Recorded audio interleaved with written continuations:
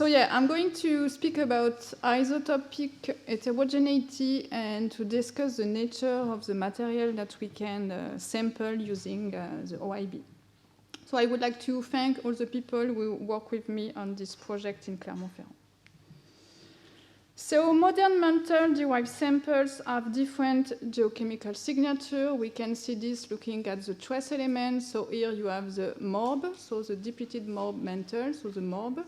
And we can see different OIBs. So here using this classification, EM, IMU. And we can see that we have enrichment, and this enrichment in trace element can reach the value we measure in the continental crust.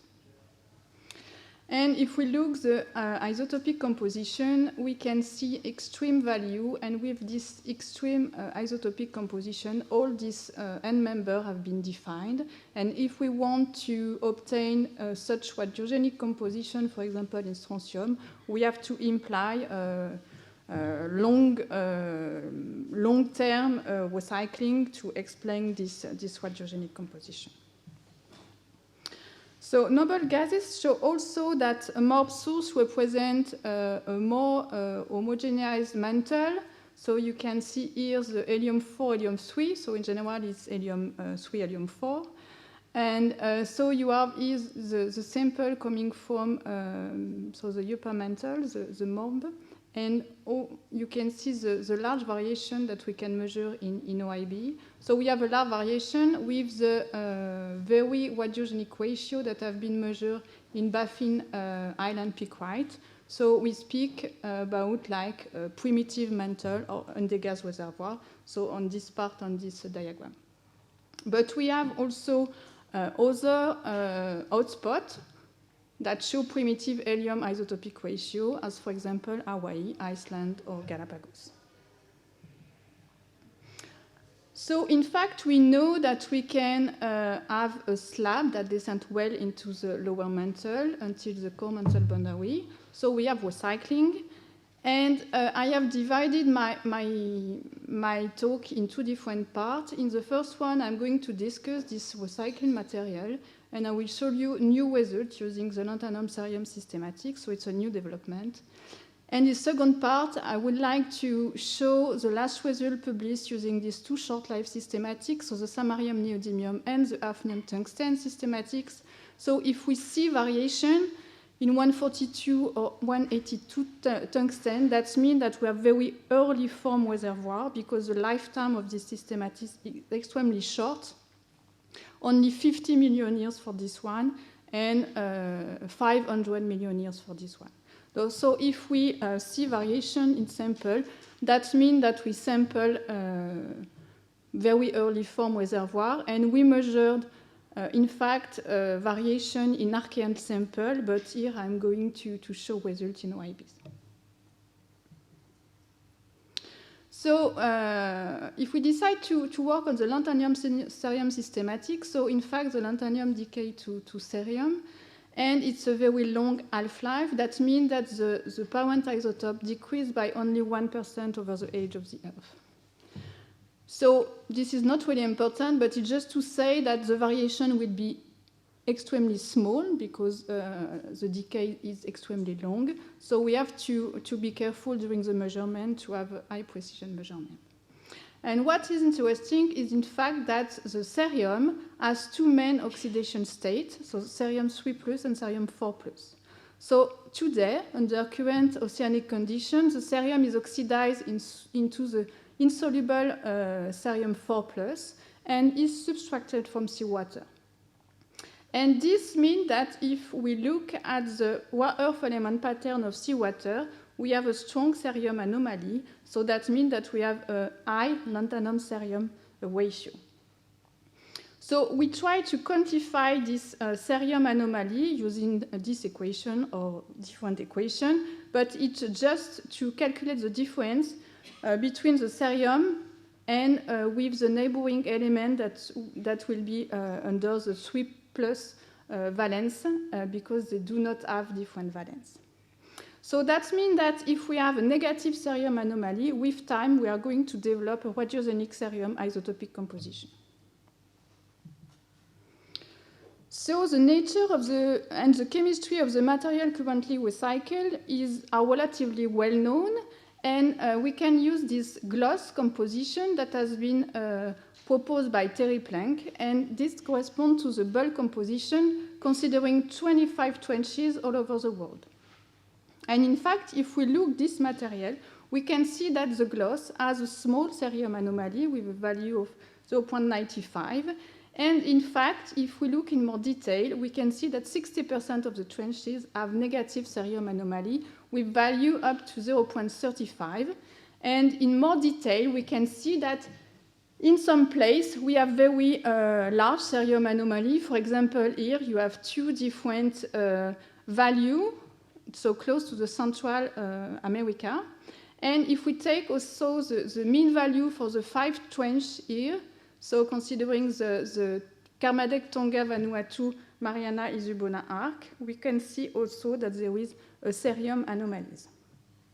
So we know that we have cerium anomalies in sediment today, and in fact we have also cerium anomaly in arc lavas.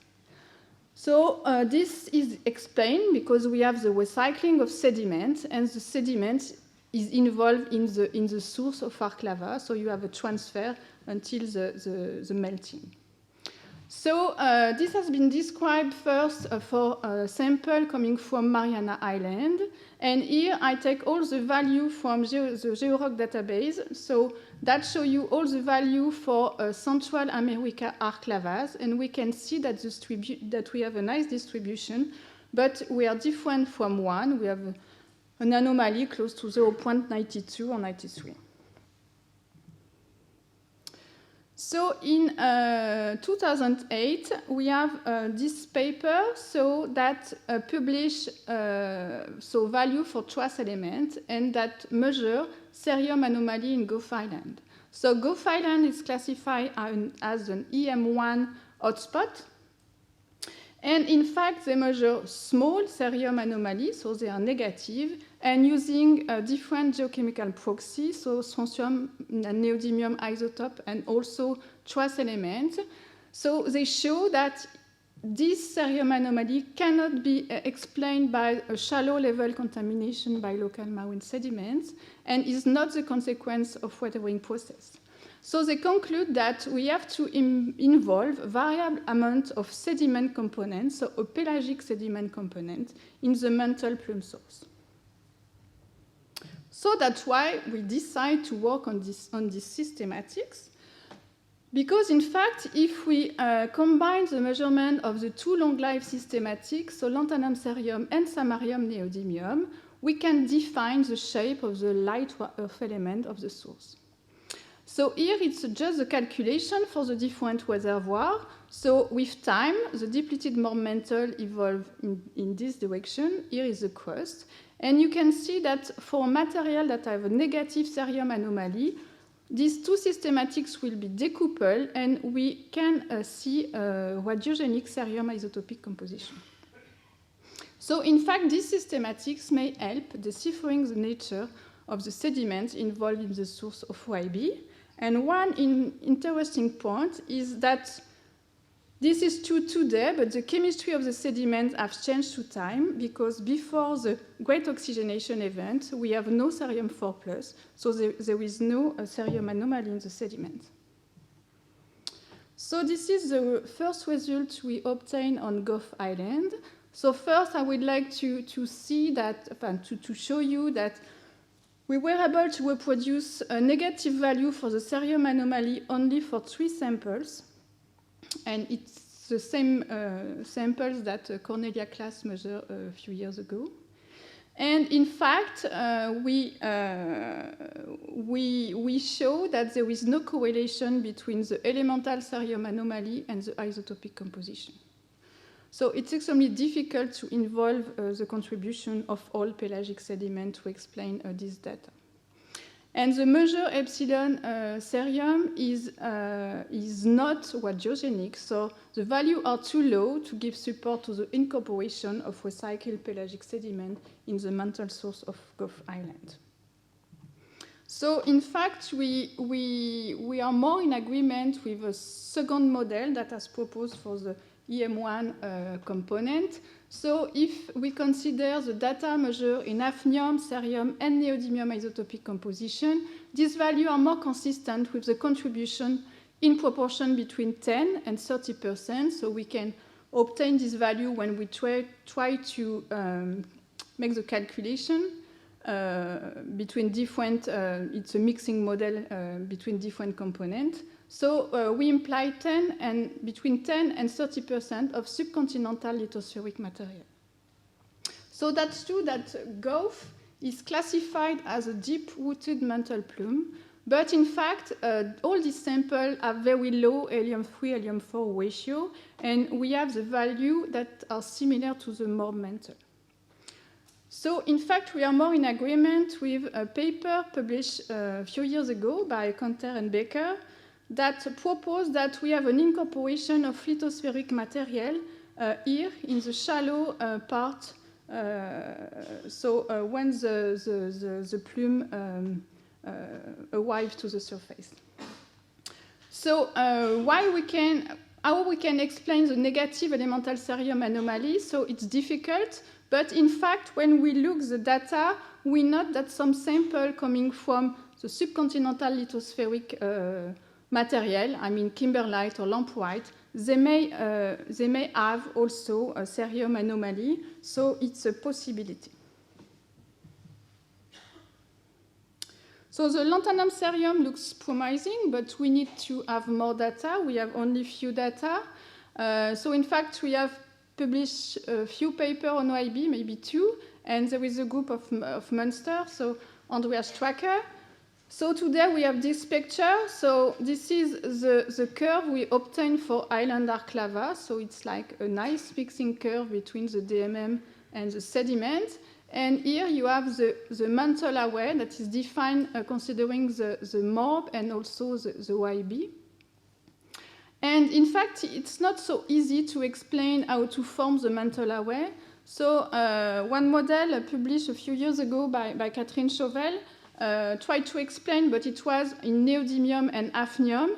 And in fact, we can reproduce. So it's like we have to imply the participation of both oceanic crust and sediment in the mantle through time. However, it is difficult to explain this value here.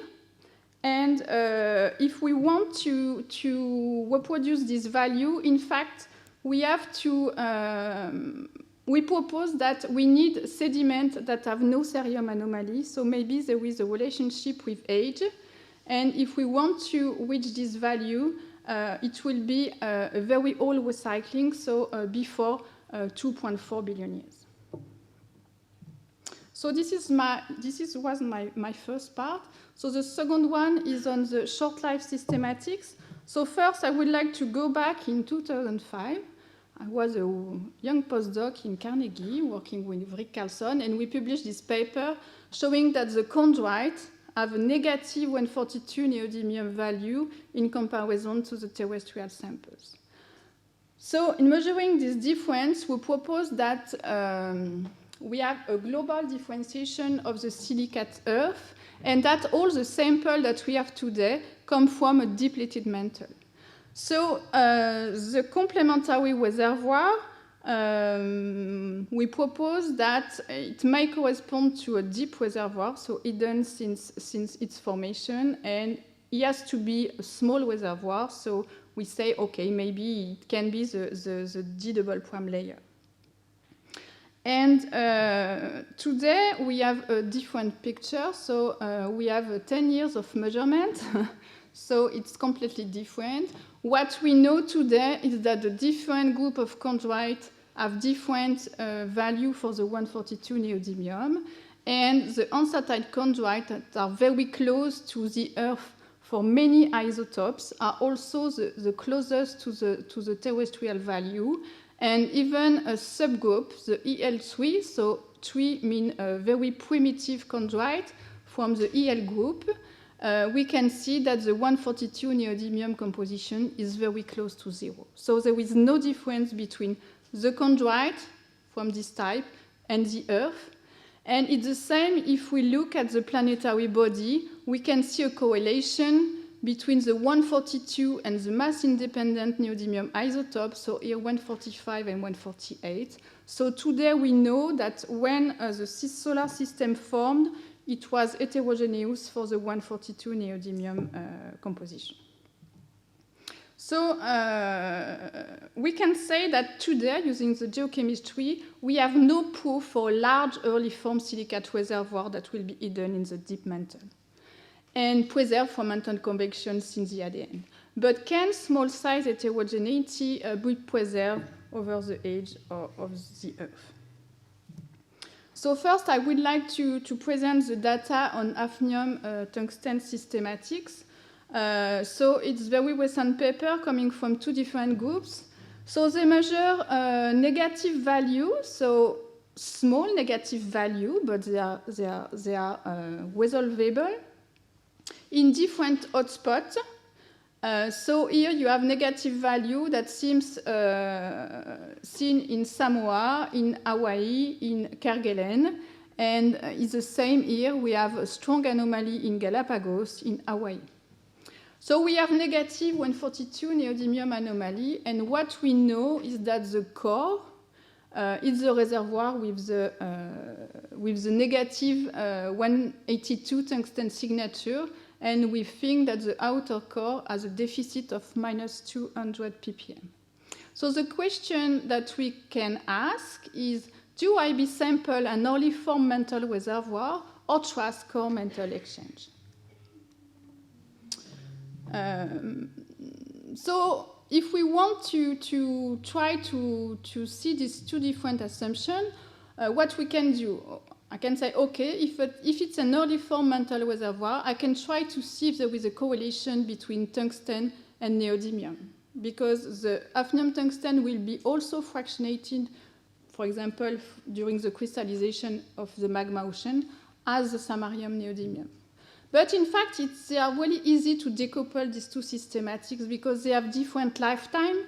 That means that this one will be dead after 50 million years, but this one will be alive until 500 million years. So the time scale is completely different, and the parent daughter elements have different chemical properties.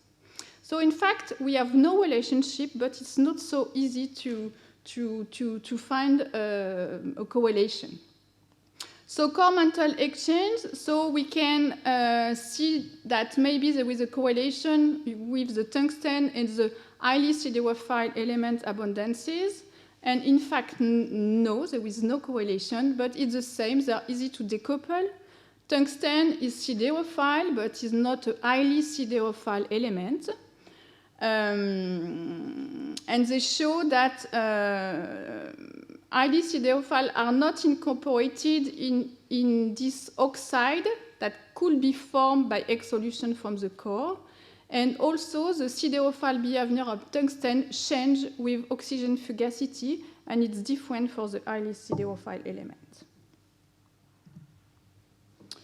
But today, several publications propose that, yeah, maybe the core is a reservoir that has long been neglected by geochemists. And so this is a combination also using partition coefficient. So here, for example, you have metal silicate partition coefficient, so for different noble gas. And in fact, they show that we can store a small quantity of helium, neon, and also iodine. So it is important because it's also a short-life systematics. So maybe the mother noble gases signature in some OIBs could be influenced from a small core component. And so this picture has been published recently, so by Mundell, so in a paper last year. So in fact, they tried to look in more detail the correlation between the tungsten, so the 182 tungsten and the helium-3, helium-4 ratio. And in fact, they note that they have different slope. So to explain all this value, they have to imply different components. So here I can, so it is the same color in this picture. So we can have a mixing between the ambient mantle and they imply early form material, and also to have this very negative value in 182 tungsten, they think that we have core mantle equilibration. So the calculations show that the most negative value, so it's minus 25 ppm, minus 20 ppm, they can reproduce this value with a very small contribution of this core mantle equilibrated reservoir with less than 0.3%. So it's one possibility. So in fact, we have this picture. They try to relate this reservoir to link with seismic tomography, and they think that maybe the ultra-low velocity zone can be the place where we can have an equilibration with the core. But for the samarium-neodymium systematics, it's much more difficult because, in fact, yes, we have measured many 142 neodymium anomalies in Archean rocks. But if we look in OIB, so here it's a plot where I try to, it's not all the data, but for the major hotspot. And in fact, so there is no error bar here.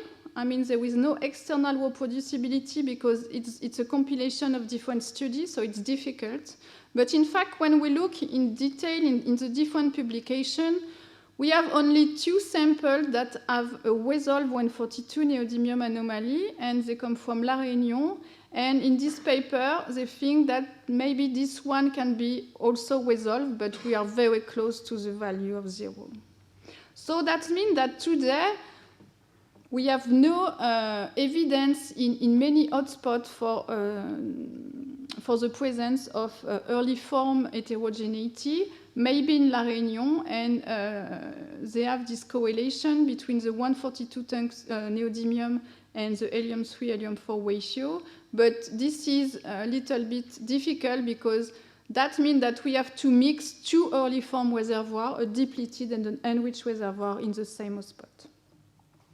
So I think that we need more data to progress on this subject.